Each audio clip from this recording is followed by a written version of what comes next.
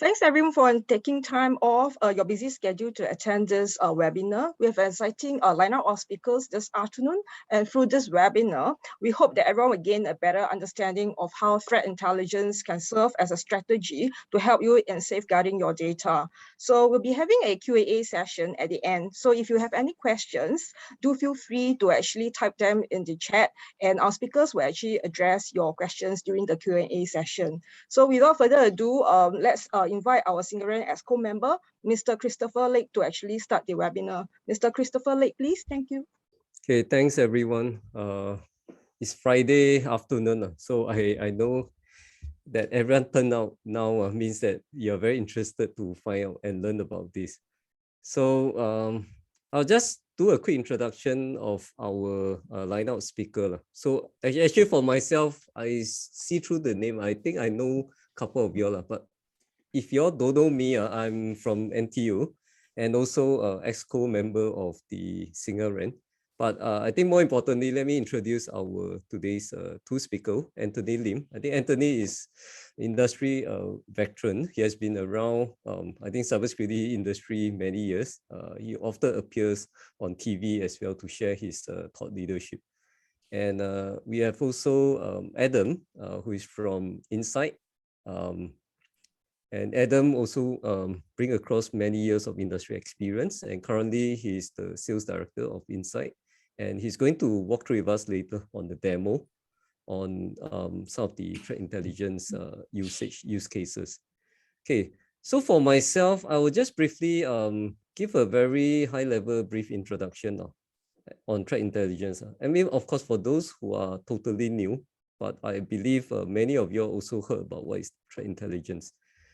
There are different ways of interpreting this, but in a certain definition, I try to look at threat intelligence as a process that we understand how threats, right, through the collection or aggregation of different data sets. And this can be from paid services or open source, from the internet, or even the dark web, etc. There are many different sources that we get. And more importantly is how do we contextualize this data through this correlation, right? That can actually lead to an action that we can carry out so that we can be in a better position to defend ourselves. So this is in a very high level way of explaining. Threat intelligence, I think traditionally has a lot of linkage back to the military or even like the law enforcement. They are using a lot of these threat intelligence in the course of their investigation. Likewise, right now, over in the cybersecurity space, we are getting threat intelligence as a way for us to find out more, which later the speaker will also elaborate a lot on this. So on the NTU perspective, I would say that we just really embark on using threat intelligence, not very long. I must say that it's something we are still building up and learning. Broadly, we use in two aspects, the strategic aspect as well as the operational aspect. So on the strategic aspect, often or not, we get questions from our management, like there's a trending of like ransomware. So can you guys give us some insight? So this is how we collect various information. We can even get information like from the Cybersecurity Agency of Singapore, for example, as a form of a data set, and also with various open source as well as subscribed services. And we put together all this information to update management on a certain trending of what deemed to be targeting, like let's say, educational institution. At the operational level, threat intel actually help us to study the different, what we call the tool techniques as well as procedures of the threat actors. And many often we get what we call the indicator of compromise, the IOCs, which commonly we hear about this. So how does all this help us is to allow us to have a better way to improve our detection as well as prevention capabilities. So in a very high level, broad stroke, I'm trying to explain how NTU actually leverage on threat intelligence. Yep. So with that, let me hand over to Anthony Lim. Anthony will walk us through on a very broad level of the entire cyber threat landscape. So Anthony, over to you. Thank you, Christopher, and thank you everybody for being here this afternoon. And I hope although it's a late Friday afternoon, I hope you find the session interesting and informative. So what we want to share this afternoon, although we talked about back one, please, threat intelligence quite a bit. Specifically, we're looking at external threat intelligence. So now this, we need to be careful here because if you Google threat intelligence, you get a lot of information. And every vendor today talks about threat intelligence one way or another. But many of the cybersecurity vendors talk about cyber threat intelligence with respect to what they do, whether is it endpoint or is it firewall or is it network management, and the basis is there. This afternoon, we're going to talk about, and later you get a much better picture from our expert, Adam, our guest expert, about what external cyber threat intelligence actually is. So the next slide, please, Christopher, thank you. So first of all, our cybersecurity today is getting very complex, much more than we see it. It is getting very complex because our network and our IT and our internet services are getting very complex. We have digital transformation, we have new applications, new services, new devices, 4G, going to 5G, Industry 4.0, Industry 5.0, and many other new things coming on faster than we can understand. A lot of us have applications on mobile phones. You can have, no, I won't say 100, 200 applications, half of which we don't even know are there or never used.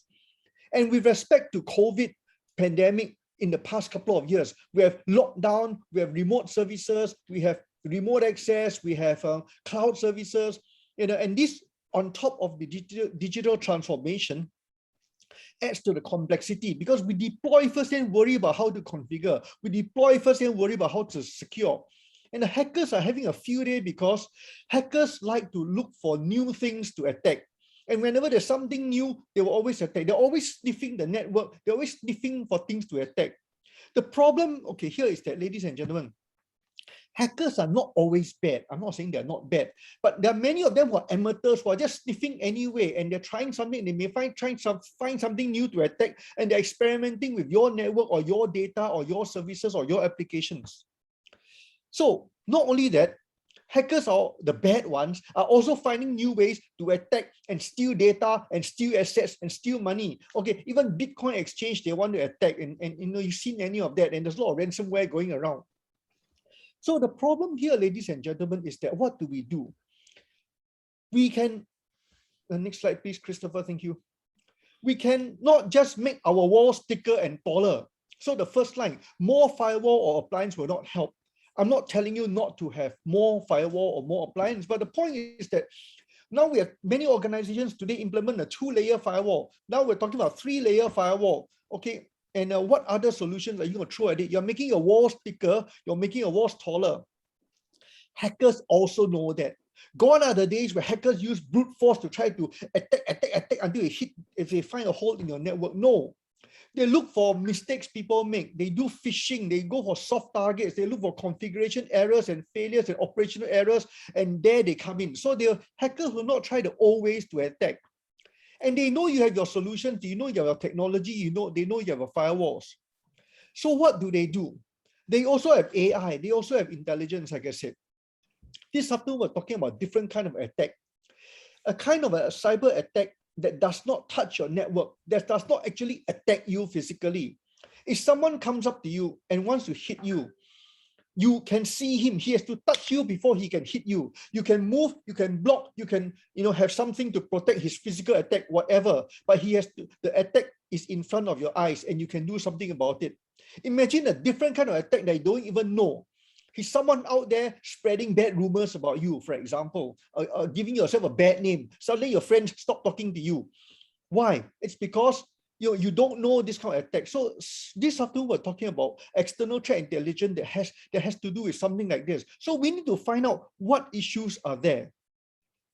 Today also, because of the complexity of cybersecurity, we need to pick our fights. We need to prioritize which assets, which services, which data to protect or protect first. How do you have cyber resiliency? You assume that you're already attacked. You assume that the malware is already inside your network. You assume that the hacker or the fake identity is already inside your network. How do you contain the matter? How do you continue with your disaster recovery, incident response management, and business continuity? Okay, so business continuity, incident response, and disaster recovery together gives you the cyber resilience. How do you remain resilient in the face of an attack? Or how do you have, intelligence about what threats are out there and what threats are coming to you? So it's like predicting the weather. There's a storm coming, or how do you protect your coastline? How do you move away all the fishing boats? How do you go to drier land so that you're safe from the storm? This is what's happening today. So there's a new science called threat hunting, but we're not going to talk about that today. But that is also an idea of proactive cybersecurity today. We haven't reached a point where we're talking about offensive security, but we're becoming proactive in the sense that we need to have a better idea. The next slide, please, Chris. Thank you. A better intelligence of how do we protect ourselves. So now this afternoon, we're looking at threats outside of and away from the IT network and away from infrastructure, like I said. Threats we don't know of. So, for example, leaked or stolen data. Data that has been leaked, that has been stolen. It's somewhere out there in the internet, it's in the dark web, it's in the GitHub, it's in some kind of a file dump or a paste bin. But people will find that data and make use of or abuse that data, whether it's in the dark web for sale, but somewhere out there. How do you know the organization does not have data that's been leaked some time ago or stolen some time ago and then somewhere out there? And then the PDA, somebody finds it and be a busybody and makes a report, and the PDPA comes after you, for example. Or someone finds one of your customers or one of your staff or one of your students find his data is being compromised and makes a complaint and then kick up a fuss. And you don't even know that it's already happening. The other example is fake social media. Somebody out there impersonates your website or impersonates your Facebook or LinkedIn and starts sending messages to your users or your customers or the public, and they start responding. And then, things like that. How do you know? In fact, some of our government organizations, including our police force, have also been victims of fake websites and fake social media platforms. So we need to be able to know that this is happening to us.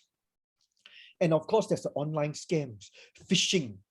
How do you know where the source of phishing is? What are they asking for? It could be a fake organization of yours, media, that's asking your members or the public or some other to not only send money, but transfer information or certain credentials.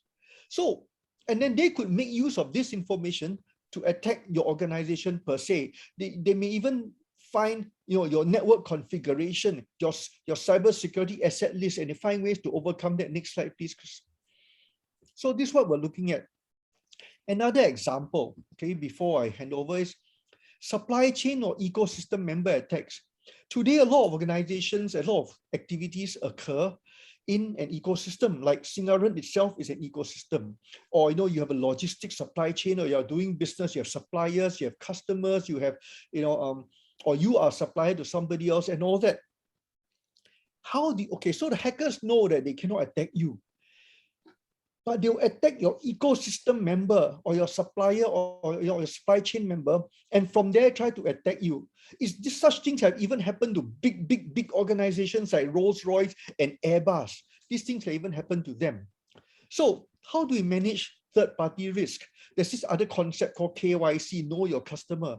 How do you, I'm not talking about investigation or private detective, but or private investigator. How do you find out if the cyber posture of your ecosystem partners are also safe?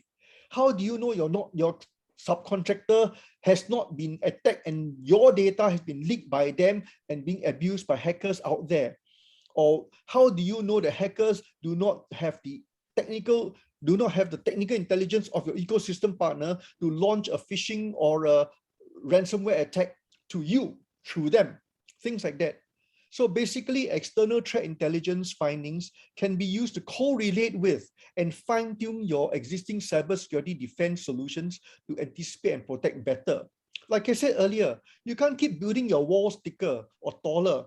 You need to prioritize, you need to pick your fights. We don't have so much time and resources and expertise and skill. So how do we know? So this afternoon, we're getting an idea of how do we find out what other threats are out there. We can fine tune the intelligence and use that to work together with our existing cybersecurity solutions to try to improve our security, our cyber stance, our cyber safety in the face of such attacks. Next slide, please. So with that in mind, ladies and gentlemen, let's hand over to the real deal, Mr. Adam Shaw, who will give us a much better detail of what this whole external threat intelligence is about and why it matters today. Thank you, Adam, all yours. Thank you, Anthony. Thank you very much. And thank you also, Christopher, for sharing your insights. I think, Anthony, I can really relate and connect to everything that you said. And if I need to summarize it in, in kind of a few words, so using threat intelligence definitely will make you more intelligent. Using and connecting your threat intelligence to your existing security devices will make you more intelligent and more secure. So definitely this is where we are going through. And let me share my screen. Just 1 second.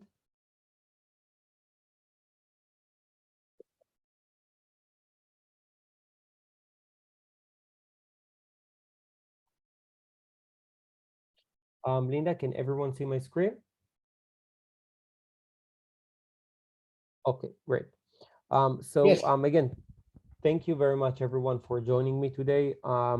I've been requested to give you a short brief about threat intelligence and what does it mean to us and how we are actually providing customers the ability to monitor their external threats. Now, I divided my session into 2 parts. The first part is more an educational part about one of the trends that we see in the dark web, which is a very interesting trend. I'm giving this speech in many summits. The last one was Smart Cybersecurity Summit. I'm getting pretty good feedback about the knowledge that I'm transferring here. And what I did today, I basically transform it to be more related to the industry that we are in, which is the educational industry. So I will start. The agenda will be for today to understand and to have kind of an understanding what is the criminal underground. So we are going to have an overview about it. We're going to talk about why would the criminals sell their bridges and how they're actually doing that. I'm going to show you some examples of access for sale and how you as a security team, as an intelligence officers or security officers can use this kind of intelligence. And then the second part of my session will actually be a demo over the Insights platform to show you how all the pieces actually came together. So just to give a short overview, we know that forums and dark markets are the key enablers for criminals. They're basically allow them and enable them to sell tools, to share information, and basically to act as a community and sometimes actually to act like an e-commerce shop. We also know that they enable threat actors that are less skilled to enhance their capabilities, meaning if I'm a threat actor and I don't have skills or capabilities to use a specific technology or to develop an exploit that is related to a specific technology, I can actually ask one of my fellow communicators if they have those skills. So in that, they're making themselves much more dangerous.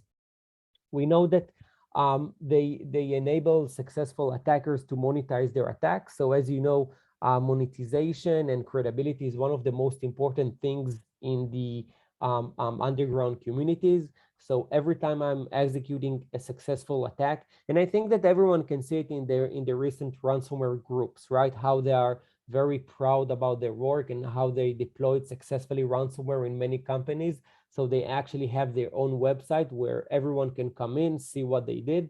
So definitely those communities are actually enable themselves to build their credibility.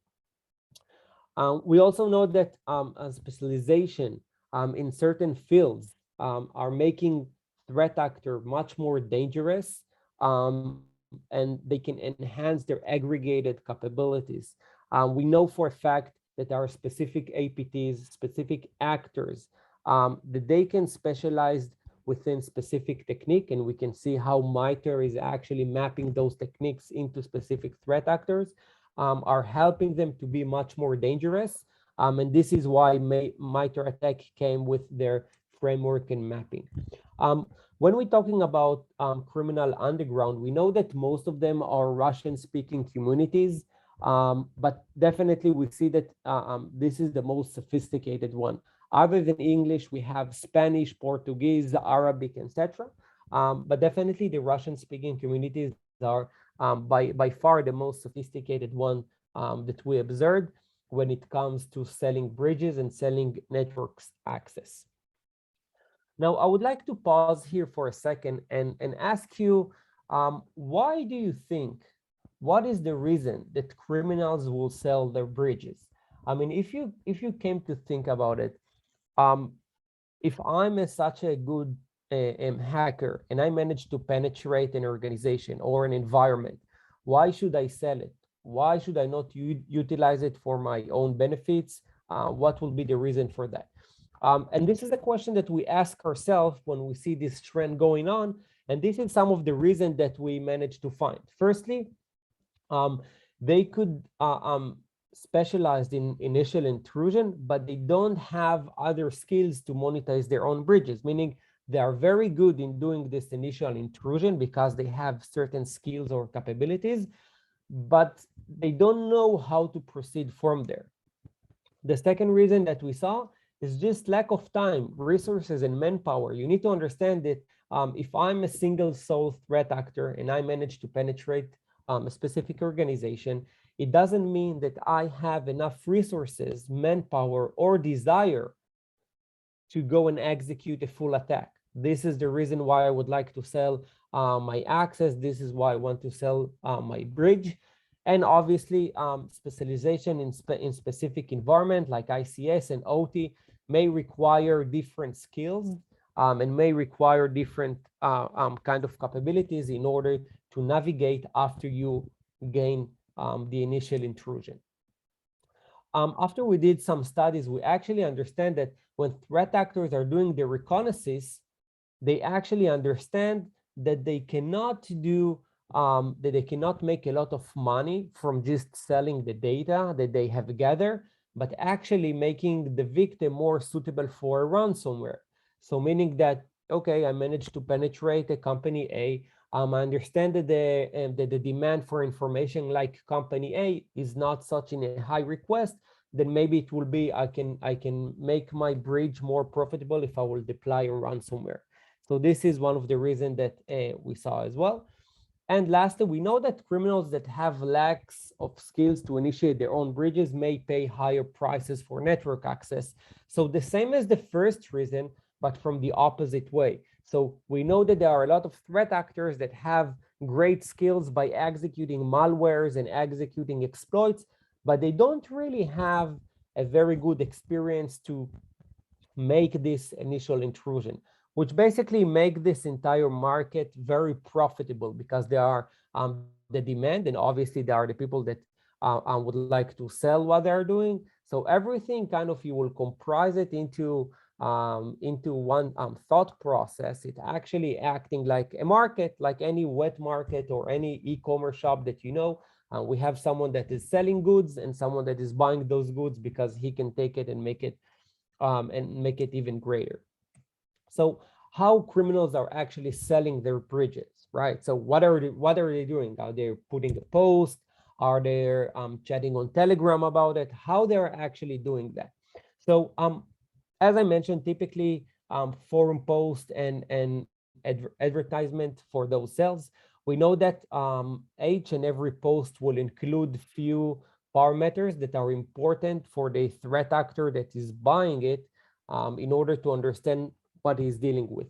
So first of all, they will mention the unnamed victim industry and location. So for example, if we will go to our kind of session, so let's say I have an education kind of organization in Singapore. I will not state his name, but He is located in Singapore and the valuation is X billion a year, just for an example. They will mention the compromised network size and composition, so at least they will know what is the size of their organization. And they will sometimes mention how profitable are the data files and types that they manage to put their hands on. And also if they are suitable for ransomware attack in some cases. So as I mentioned in my previous slide, sometimes they will even mention in the post itself that this specific company is actually very suitable for ransomware attack. We know that those kind of transaction are mostly transact through cryptocurrency like Bitcoin and any other cryptocurrency. Those will be the way to transact. Now, I've got to say from some of the sales that I saw online, since they are pretty high, what is happening is the owner of the forum is actually being the mediator between the seller and the buyer. So he will hold the money until the buyer will verify that everything and all the details that I showed you here that are included in the post will be a part and actually working as the seller mentioned. Only when the buyer approves that all those parameters and all those accessible data is available, only then the money will be transferred to the seller itself. So yeah, this is like an entire ecosystem, and this is how it works. And we notice it more than 10 times in the past 6 months that those transactions are actually taking place. All right, so how they're actually transfer the network access, it's also a good question. So they're actually providing web shells, RDP and VNC credentials, VPN access, domain administrator credentials. We saw them all. So we actually saw how they are transferring network access. And when we looked at them, it actually looked, and when we use them, you can actually see that those network access are actually valid. So we had one incident that we actually discovered, and this is the incident that I'm talking about, that one of the threat actor uploaded a post for a specific organization that in this specific case, the organization was one of our customers. And our customers approve us to kind of connect with the threat actors and see if those credentials are actually real. And he was amazed to see what kind of credentials he managed to get. It was basically a domain administrator credentials for their network. And once we tested and provided it to our customers, the customer verified that those credentials were actually valid. So once we identify those kind of things, it definitely worth to take mention that there is a high probability that those kind of access and those kind of credentials are real. Obviously, the seller would like to keep his high reputation and will test those credentials before the sale is actually taking place. Now, I would like to share with you some live examples, and actually those are alerts from our platforms. You can see here a remote monitoring and management system that is offered for sale. You can see that this specific monitoring system is one of the systems that are being used by many education organizations. This post was sold in an exploiting forum. He's offering for sale and access to many organizations, not only one, and he will be able to provide, this system is providing actually monitoring processes, access to domain controllers, file servers, and some backup device, full access to the registry. So this is one example that I wanted to share with you. Another one is when we find an access to a local admin Citrix user of an Australian university that is offered for sale. So we have here a threat actor, again, in a Russian underground, which is exploiting. He's offering an access to a local admin Citrix user of an Australian university that is offered for sale, starting price of $3,000. So we also saw these cases that those kind of things and those kind of sales are in a bidding or in auction. So the higher you will pay, then you will get the access. So they are actually want to make the most out of the cell, so they will offer it for an auction. Another interesting example is when we saw when there is a spare phishing campaign research and proprietary data espionage. So what we detect here is the silent librarian, which I assume that most of them know, that they are Iranian threat actor group, that they are actually trying to phish and try to get access to many education organizations. And this one was alerted as a part of our education sectorial alert. And we actually came up with a very thorough report with regards to silent librarian, and which was a part of our kind of operational intelligence, the same as Chris mentioned, and also Anthony. Once we got to understand that this specific threat actor are targeting our specific customers' industry, we managed to extract all the IOCs, and then those IOCs were blocked in the devices, in the security stacks of our customers, which basically make them much more proactive than reactive. So those were the examples that I wanted to share with you today.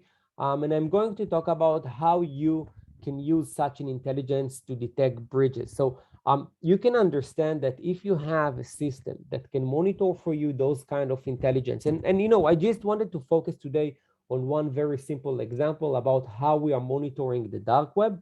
And one of the trends that we're seeing is the transfer of network access, right? So obviously, once you understand and once you have the visibility into those forums, you can prioritize what you would like to search and where you would like to search it. The second thing that I would like you to come out from this session is that by talking with customers, I see that most of my security teams are thinking that maybe the one that actually did the initial intrusion are also the one that execute the attack itself. And this is simply not true.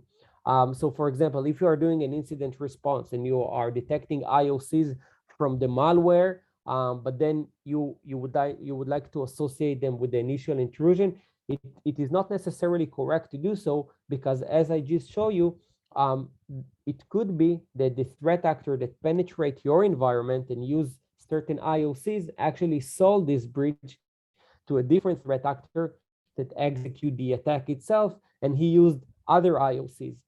So those kind of assumptions are actually something that I noticed when talking with customers, and I definitely want to convey this message to you.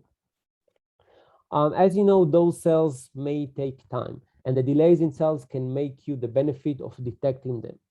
As I mentioned just before, when we detected the post for one of our customers, we actually managed to prevent a very big breach for them, because when they understand what kind of domain credentials this threat actor is selling to what kind of systems, they automatically change it, they investigate how it happened, and they also discover that they had insider within the organization.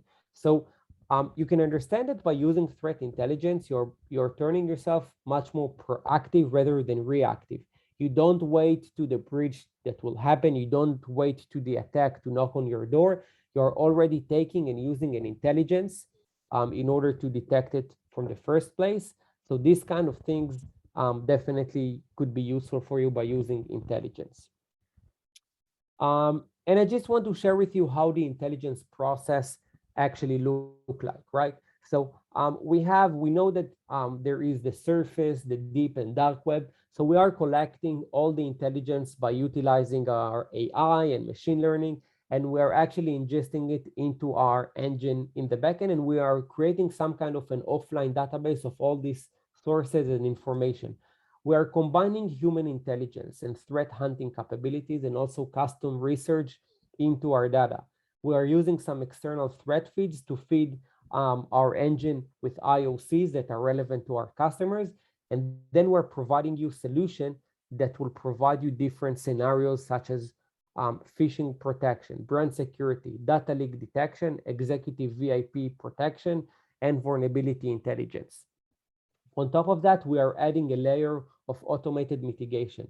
Now, remember what is the sentence that I start with, or what is the saying that I start with? Using threat intelligence will make you more intelligent. but integrating your threat intelligence to your existing security stack will make you much more intelligent and much more secure. This is why we enable our customer to integrate and to block all those threats internally. We're also providing a layer of mitigation externally. So we believe that we don't want to provide you with the problems, we also want to provide you with a solution. So definitely takedowns for phishing website and social media accounts, this is something that you should consider when using threat intelligence. Now, the three main benefits that I would like to share with you today, and I will hit on the gas because I still need to provide with some kind of a demo presentation. So three main benefits. First of all, you extend your visibility, because using threat intelligence, you will be able to extend your visibility to places that you didn't have before. You always know your risk. You always know what are the threats that are targeting you from the outside. So not just what are the threats that are existing in your network, because you have all those network scanners. You want to know your risk about the threats that are targeting your business and may impact your business. And thirdly, automate your response. By automate the response, you will be able to get prioritization, risk, and vulnerabilities mitigate at the same time, and you will be able to proactively respond to them. So those are the three main benefits. When we look at our solution at Insights, those are the benefits that we want to provide to our customers, and this is kind of our motto. Let me just end the presentation and reshare my screen, please. Give me 1 second.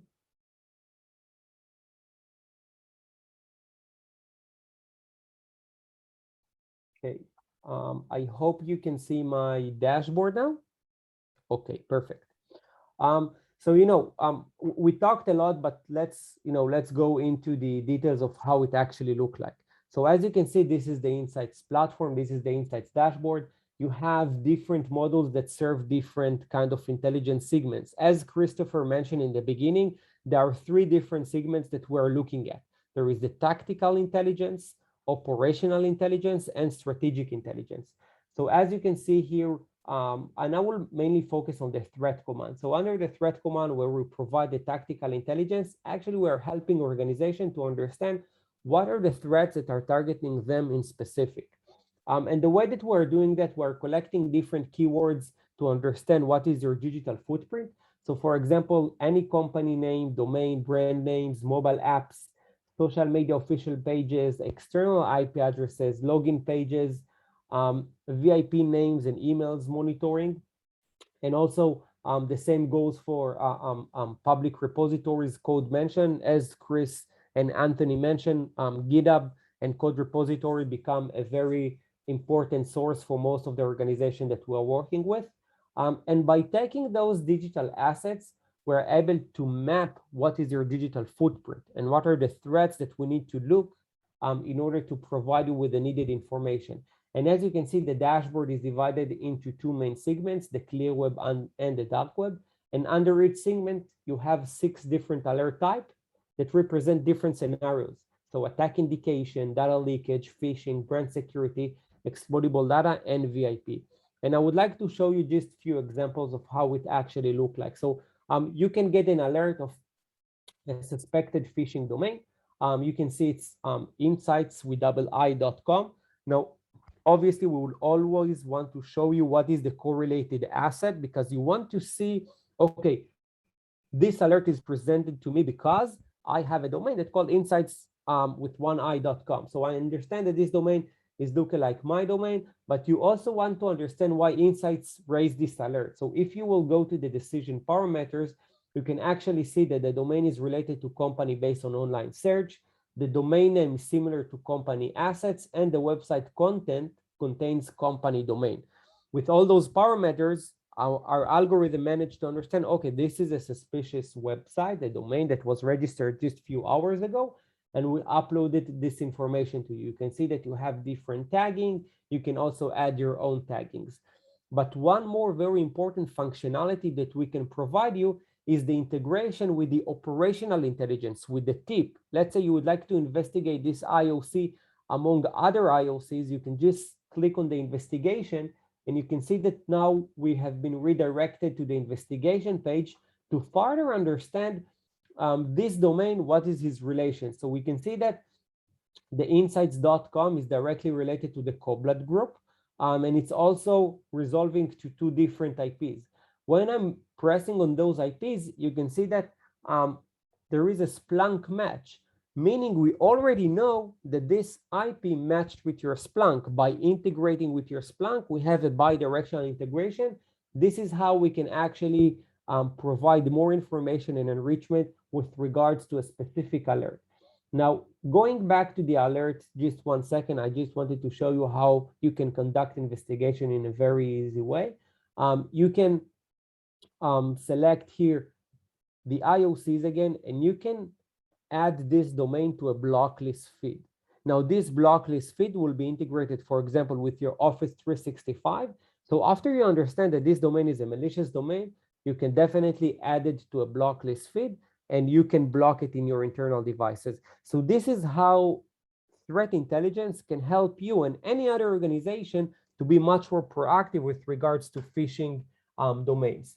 We have also the same scenario with company phishing website, where we can identify when there are phishing websites being created. So you can see here there is a website that look exactly like Insight's website with a login page.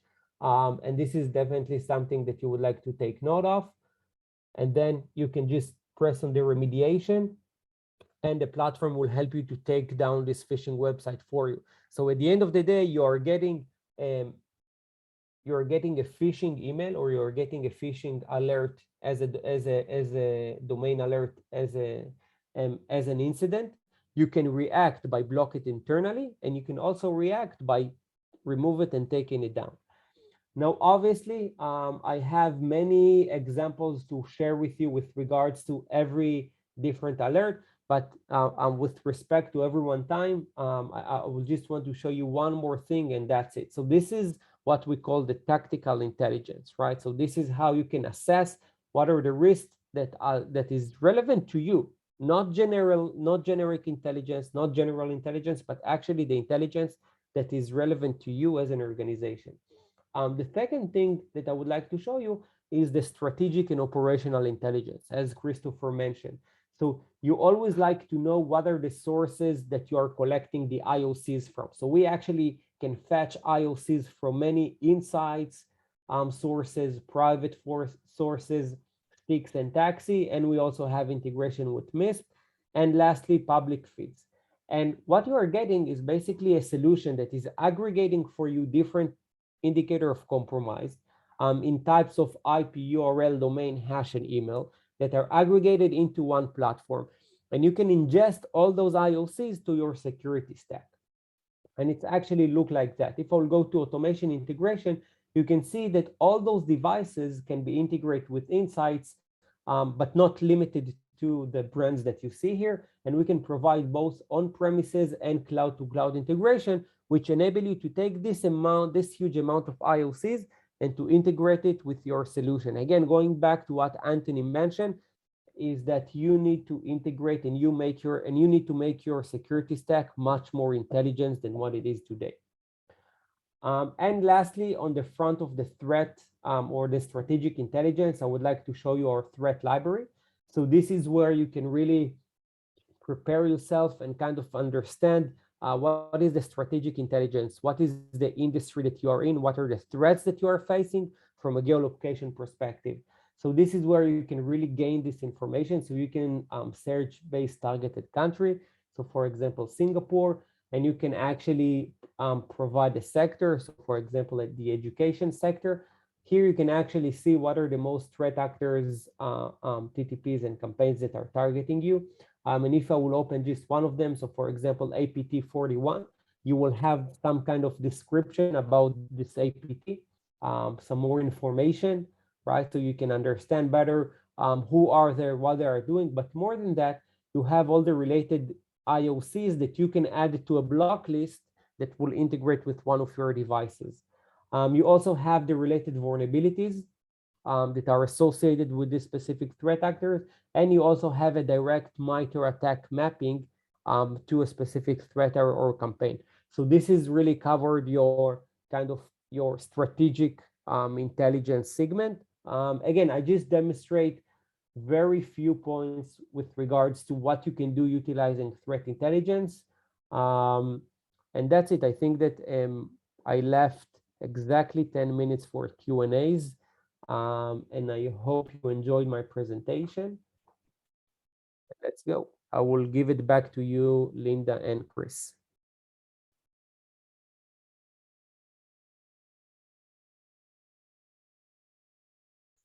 All right, thanks, Adam. I forgot to mention, actually, everyone can actually type your question, or you want to turn on your camera if there's any question that anyone want to, pose.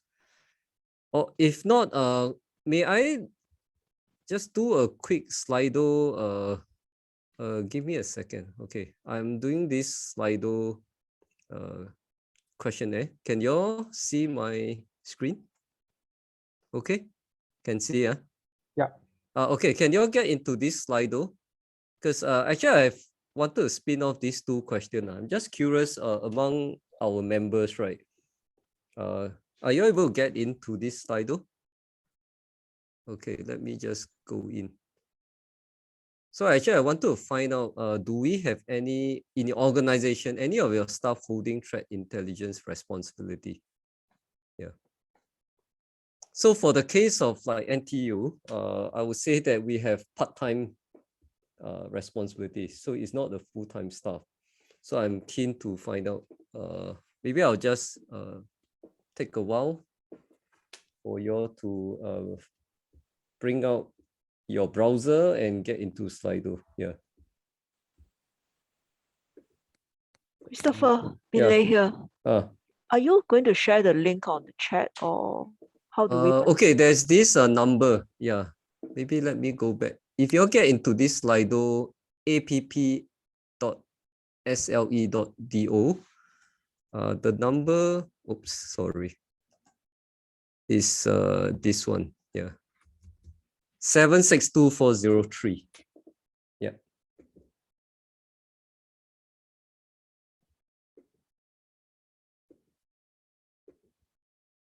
Okay. Oh, yeah. Okay. So once we get in,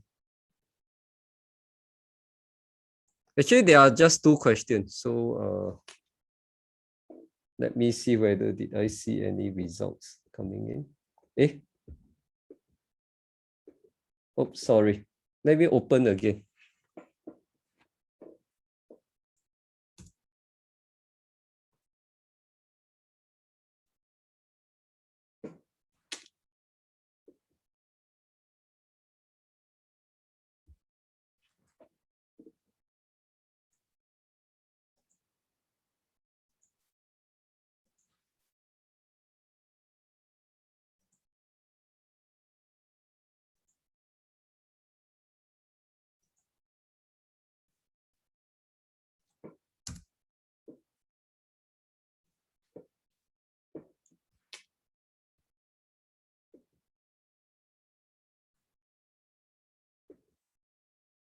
I think I'm facing some challenges. Sorry. Yeah. Can any of y'all get insight? I think we are able to enter the poll, but it shows that it's closed, so we can't actually. Okay. Let me see. Okay, I unlocked. Sorry. Yeah. Okay, maybe I'll just give a short 30 seconds. Okay, I'm seeing response. Thanks. Okay. Okay.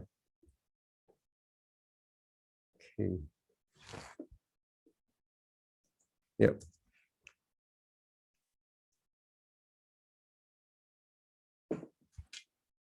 Okay, let me see. All right. We have 5 people who put in. So only 20% has full-time responsibility. Okay, thanks. Okay, let me just move on to the second one. So do any of you subscribe to the threat intelligence services? Yeah.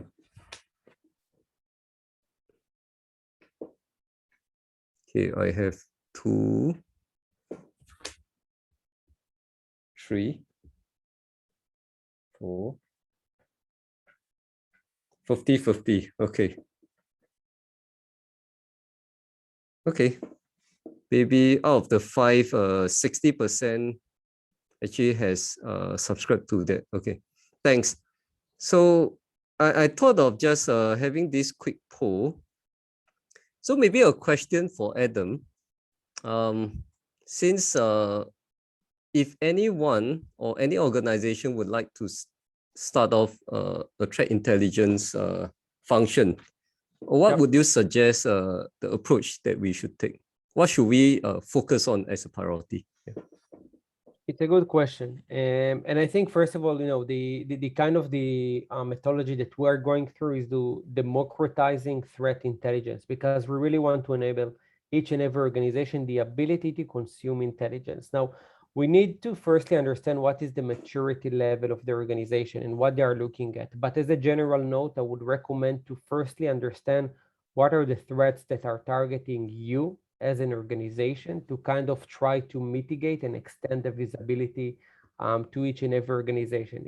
As I mentioned, with regards to phishing detection, data leakage, exploitable data, VIP monitoring, all these kind of segments and alert types will help any organization to get an immediate value out of using threat intelligence, because they can solve those problems as soon as they see them. So that can provide an immediate return of their investment.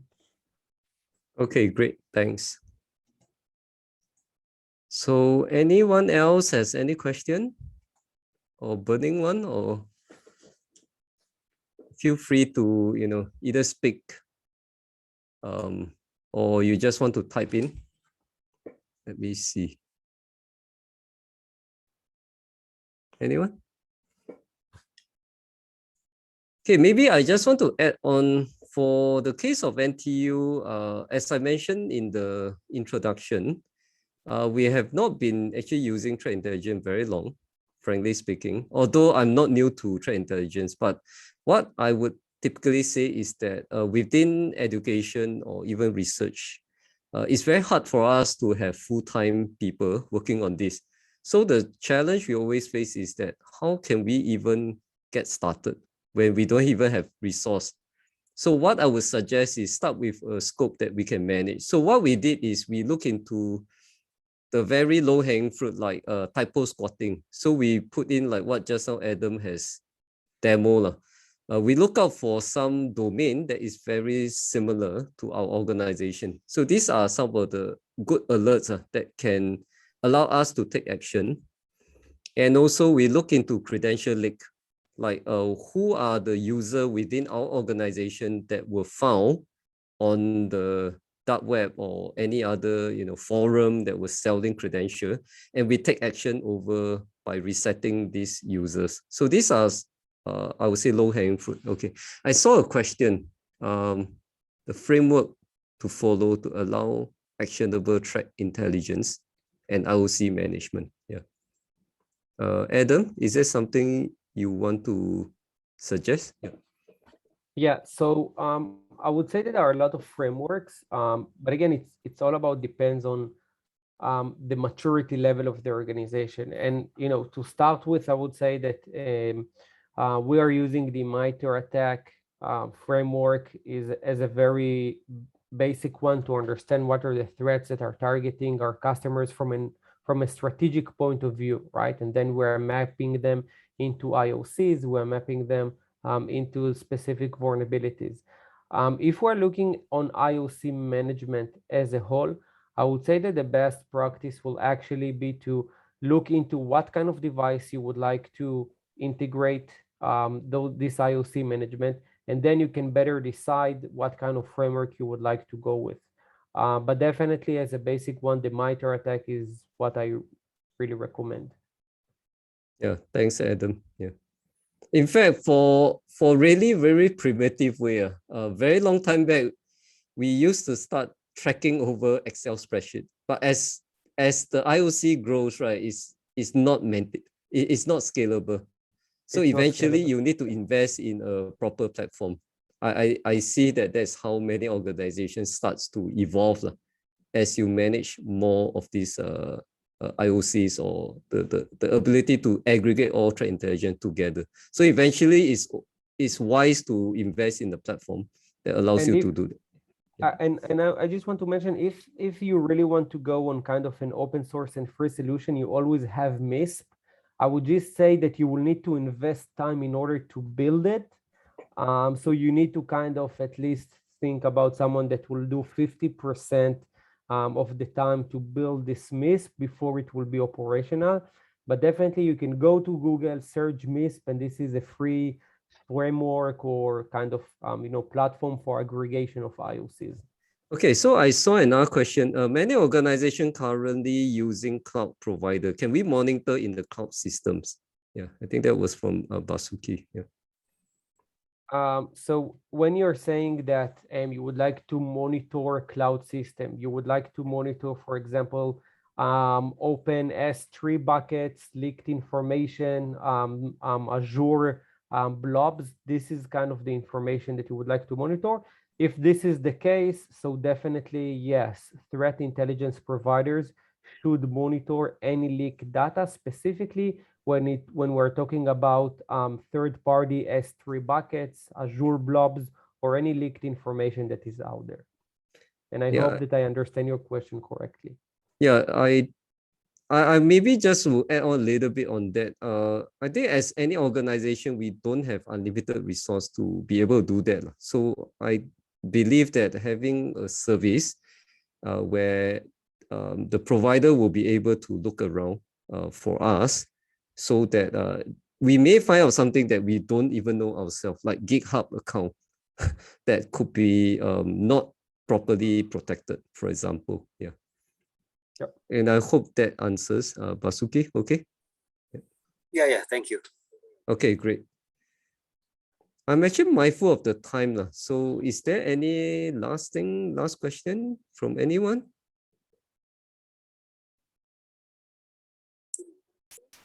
Yeah, I think this is just my comment. I think it's very important to monitor data leaks. Sometimes the people in the organization, like in the university, they didn't know that his data or her data is leaked by, I don't know, by the others or something.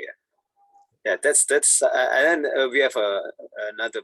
Yeah, sometimes like when we have when use cloud like Azure or Teams, sometimes the data is missing, and then we don't know where is the data. And then this is for important to monitor the data leak something. Yeah, I think it's quite important to raise this issue. Thank you. Okay, thanks, Basuki, for this additional comment. Okay, so again, I believe we are coming to the end of today's session. I have this QR code, and Linda also put up the link, right? Yeah, for the survey form to be filled out. And are you all planning to take a photo or? Yes. Okay. Yeah. So can I trouble everyone to switch on your camera? Then we can take a group photo, please. Yeah. Linda, I think we need to stop sharing for a while. Then I can get the full screen. Okay. Or you want to let them finish the survey first, then we'll do the Photoshop at the end. What do you think? Or why not? Okay, maybe we let everyone to finish the survey first. Then we do take a pause. Yeah. Okay. Can. Okay. Actually, the link is on the chat lah. So I think we can. Okay lah. Yeah. So why not? The link is there. So I stop the share. Shall we? Then Binlei, you can prepare the. Okay. Yeah. Okay. Okay. So can I invite everyone to switch on your cameras? Then we can do a group photo together.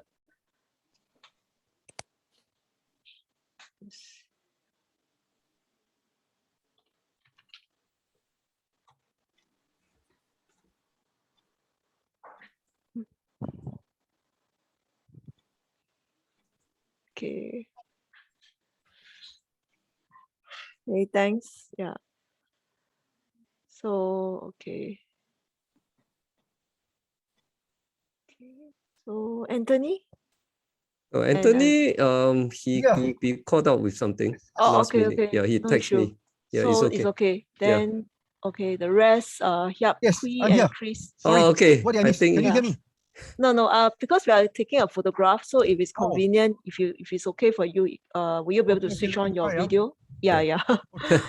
Okay. Okay, I think Wow.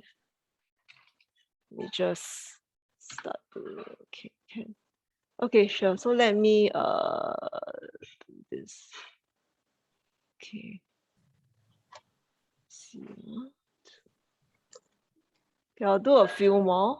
Just give me a minute to be. Okay. Okay, let me just. Okay, let me do one more. Okay, let me try. Okay, let me take one. Okay, let me take one more because I think it's a backup. Yeah. Okay, 1, 2, 3. Okay.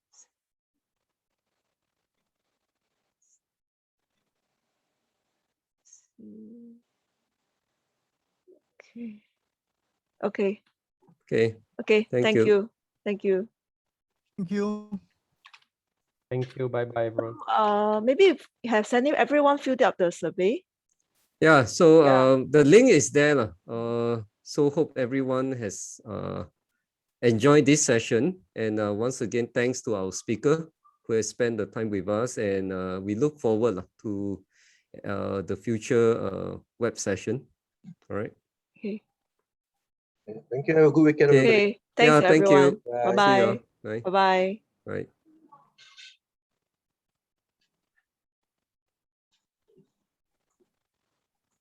Thank you, everybody. Bye-bye. Thanks, Right. Chris. Thanks, Thanks, Linda. Anthony. Yeah, yeah. Bye-bye. Bye. Thank Bye. you. Have a good weekend. Yeah, great Okay, event. bye, Thank Basuki. you. Thanks To for follow up. coming. Yeah. Yeah. Yeah. Linda, thanks for organizing. Thank you. Thank you for your time. Thank you, Yeah. speaker. Thank Thanks. you. Thank you.